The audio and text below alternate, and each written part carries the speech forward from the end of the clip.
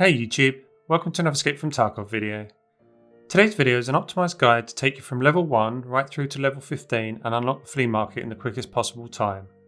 Based on a test playthrough I just completed with a standard account, you'll be looking at a total of around 8 to 10 hours. This guide will walk you through exactly what quests to do, when to do them, and exactly what you need to collect as you go. The aim is to provide you with a pathway through the quest that limits the loot RNG to an absolute minimum, avoiding any requirements for PMC, boss or raider kills, and giving multiple options where potential choke points are, therefore avoiding slowing down your progression.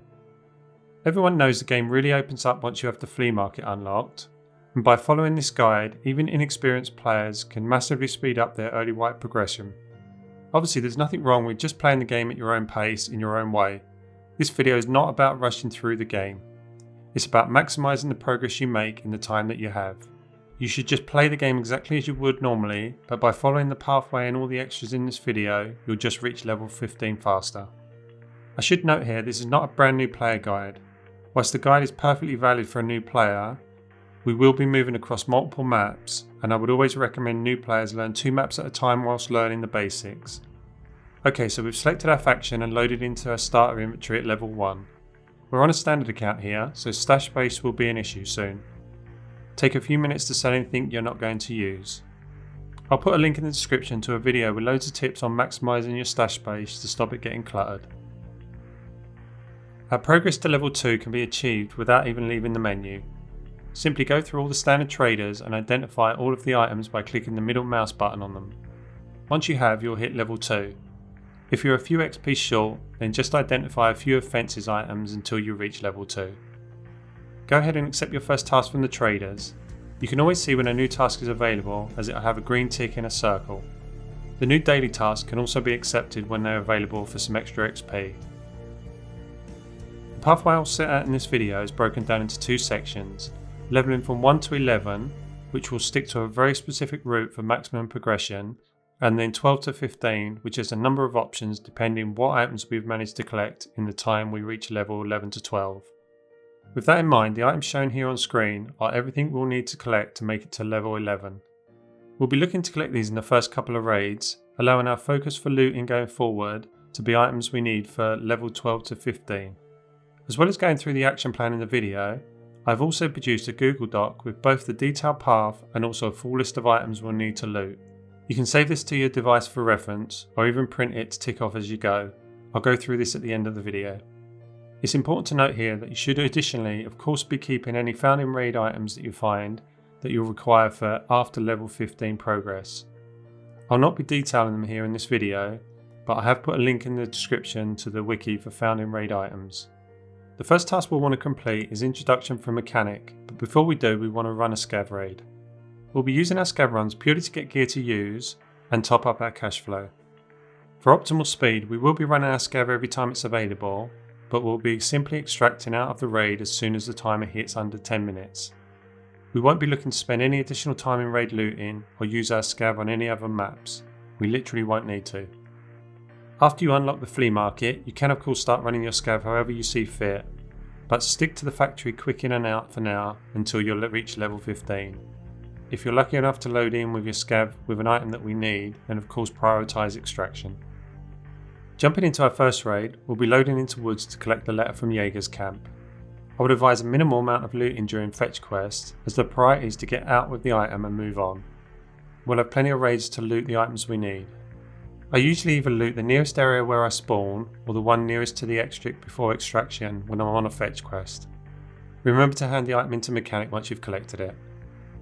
After this it's time to head into customs for 5 scav kills for Prappa's debut quest. We will also need 2 MP133 shotguns, but if you don't find any on scavs, then we'll simply buy these from Jaeger. The priority here is to get the scav kills and hit as many as the loot spawns as possible. The other priority here is to grab the machinery key from the 3-storey dorms in an open room, dorms 205. Just run in and grab it and put it in your container when you spawn close to dorms. I'll go through all the list of items we'll be looking for in a moment, but for all raids where we are not fetching an item for a quest, we will be looking to loot. It doesn't really matter if we die during a scav kill quest like this, unless we pick up an important item that we need found in raid. If this happens, then the priority is extraction. Of course, if you loot items we need that are not required to be found in raid, then put them in a secure container to guarantee keeping them if we die. Prioritise items we need over value during the first 15 levels. There is no point putting found in raid items in the secure container, as they won't be found in raid anymore if we die. Once you have the 5 scav kills and customs and the machinery key, let's head to interchange. We're looking for the found in raid iskras times 3, immediate croutons times 2 and cans of beef times 2 as the priority. However, we will also want to pick up 2 additional iskras, 2 green teas and 2 squash spreads, all of which we do not need to be found in raid. For the iskras, here is a map of interchange and a quick guide to a guaranteed spawn for them in 6 locations on the outskirts of the map. Depending where you spawn, hit the safest ones, and it's fine to extract with some of them, then come back again.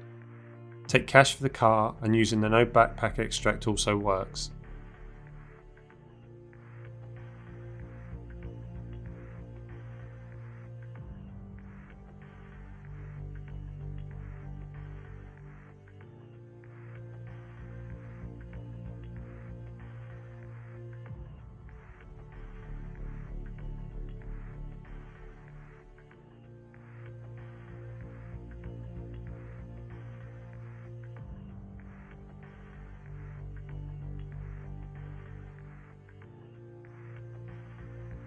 For all the other items, we'll be heading into the side of Goshen. Remember to put any non-found in raid items in the container and prioritise extraction when you do get found in raid items. You'll also find a lot of small Tashonka cans here. Grab all of these for a future quest. Run this until you have all the items on that 1 to 11 item list I showed earlier. You can then hand in the found in raid items to complete Jaeger's acquaintance quest. Next, use the 2 squash spread and the 2 green tea to barter the Tarkoni director's office key from Therapist. You can buy the crackers you need from her. Next, take the machinery key with you and head to customs to pick up the bronze pocket watch for Prappa's checking task. By the way, if you need help with any directions on any of the tasks we walk through here, then there is a link in the description to quick guides for all of them. Once fetched, hand in the bronze pocket watch to Prappa. Next up, buy 2 waters from Therapist and put them in the secure container with the 2 extra iskras you looted earlier. If you have a smaller container, then just take 1 water and 1 iskra each time and do it over in separate raids. We will be looking to finish both of these quests together. Once you've placed the item in the bunkers ZB016 and ZB014, you should look to loot and kill any scavs for the Survivalist Unprotected and Dangerous quest. Remember, you can go into raid with armour and just drop it on the ground before you kill the scavs. Run woods until you have both of these tasks complete. Just a reminder, remember to keep running scav raids in between when the scav is available. Okay, back to woods now for the next raid for Prappa's Search mission quest. You'll notice your scav kills are all counting towards Prappa's Shootout Picnic quest. Priority here is to visit the USEC camp and convoy and extract. Once you have, then return to woods until all the Shootout Picnic kills are complete. You should be looting during these scav kill raids. Next raid, we're off to customs to fetch the documents from Big Red. Take the Tarkoni office key with you. Because this quest requires you to place the item you collect in factory afterwards, then the priority here is to extract with it in case you have to come back and do it again. I do know that some players find this task frustrating if they die in factory before placing the item. I now run regular free Sherpa raid events on Twitch to help get players through frustrating quests and unlock doors that are blocking your progress. Jump on the Discord for the event dates and times if you need any help or just want to say hi. Links in the description. Once you fetch the item, head into factory to place it before handing in the task. If you haven't been into factory with your PMC since the wipe, then you'll not need to wait for the 7 minutes to extract. You can run straight out once the item is placed, as the exploration bonus will give you enough XP. Okay, back to woods now for 2 quests which we complete at the same time. Before you go in, use food to reduce your hydration to 0. Also make sure you take lots of water and painkillers. When you spawn, wait a short while and you will get the pain effect. Take painkillers to see normally and get the 3 scav kills. Continue to take painkillers as needed until you have the 5 kills and 5 minutes have passed. Once you've completed them both, then hydrate up and then loot. Back to woods now for the Jaeger Tough Guy quest. You'll need to kill 3 scavs and extract without using any meds of any kind. Remember, even after you kill the scavs, you cannot use meds. Rather than die if you get in trouble, use the meds. You can always then use the raid to loot and return to try again. Over to customs next for Prappa's BP Depot quest and to mark 4 fuel tankers. These raids are also for looting, so just place them over a few raids.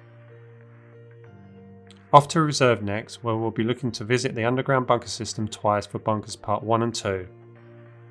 If you find this task hard, then do watch my video on it and remember to jump in Discord if you're struggling. These tasks give great XP, so well worth doing now if we can. Once you've completed all these tasks, you should now be around level 11 to 12, so it's time to push to level 15. As I mentioned earlier, getting from 12 to 15 has a number of routes depending how the looting side has gone. There are quest lines available for skier, therapist and mechanic, and I'll detail what you need for each. All of the following items are what you should be prioritising during your looting whilst levelling from 1 to 11. First up, skier has 2 quests. Supply requires a founding raid TOS shotgun and 3M armour. You should find both of these on your scav or scavs you have killed, so usually easy to complete. Once in any customs raid, you should look to grab the unknown key from the dead scav near the RUAF extract. Use this to fetch the docs from the extortionist quest. Next, Mechanic has 6 quests which you should be looting for. Gunsmith Part 1 requires a GKO2 shotgun muzzle. This is very common on shotgun scavs, so when you see one, grab it. You will also need 1 HDD drive, which is a common find in PCs, for a barter for a handguard. Use these 2 with other items you can buy from traders to complete the quest. Farming Part 1 requires 2 tool sets. You can find these in jackets, toolboxes and technical crates. You will normally find 2 of these by the time you reach this point. Use them in factory to complete the quest. Farming Part 2 requires 2 printed circuit boards and 2 power cords, both of which can be found in PCs and technical spawns. Also 4 T-shaped plugs, which are very common in filing cabinets and can be found in other tech spawns. All of these must be found in raid, but should be simple enough to collect. Bad Habit requires found in raid 5 Strike, 5 Marlboro and 5 Wilston cigarettes. These are found everywhere in loose spawns, but jackets and ration technical crates found on woods and customs are good for these. Farming Part 3 will require a return to Tarkoni offices and customs to collect a parcel and extract. Therapist is our final set of quest lines. You'll be looking for a number of medical items for her and should be prioritising these whilst you're looting customs and woods during 1 to 11. In particular, the Crack House and Stronghold on customs and Military Camp on woods are great for these. There are of course many medical spawns, med bags and boxes on all the maps we'll be looting from level 1 to 11, so keep your eye out for them. Ideally you'll have the 3 found in raid Salewas by this point, but as a backup, pick up 1 syringe and 1 pile of meds, as well as 1 spark plug which you'll find in toolboxes or filing cabinets. Use these to upgrade Medstation 1 in the hideout. Then for every CALOK-B hermostat you have, you can craft a found in raid Salewa.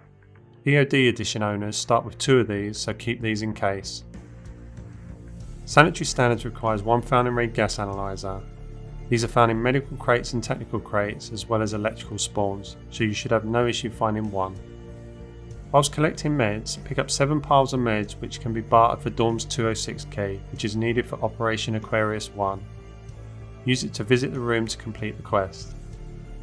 Painkiller requires 4 found in raid morphines. Crack House is the best place for these, but all medical spawns and crates can have them as well as on scavs. Every time you go into customs, try to check the boot of the blue car at the military checkpoint. In the jacket, it has a guaranteed medical spawn, which is great for Salewas, but it also has a high spawn rate for Dorm's 114 key, which we'll need for the pharmacist task. Use it to grab the case and complete the quest. General Wares requires 15 of the small Tushonkas found in raid. A couple of trips to Goshen at interchange will be best for these, as well as ration crates if you get stuck. Finally, Sanitary Standards 2 requires 2 more found in raid gas analyzers. If you have managed to loot them, then hand them in. In reality, you'll reach level 15 by doing less than half of these skier, mechanic and therapist quests. I wanted to make sure you're looking for all of these items in case some bad RNG blocks you from progressing with one trader.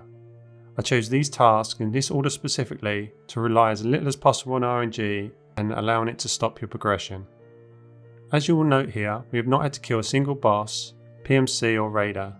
Of course fights will find you, but for the first 15 levels, often avoiding fights will allow you to progress faster. Finally, I've put a link in the description to the 2 documents you'll see on screen now.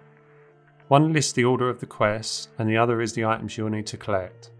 Feel free to screenshot them for your device or print them to tick off. I really hope this guide helps, and I'll be running this exact path on the day of the wipe over on Twitch if you want to come and say hi. Bear in mind you may get other tasks become available if you say find the portable bunkhouse key, and of course feel free to do those tasks if you do. The only reason these are not on this guide is because of the high RNG needed, which ultimately will block most players. Subscribe for more content, and if you want to maximise your progress even faster, then check out why the Edge of Darkness edition is so overpowered early wipe here. Thanks for watching and take care.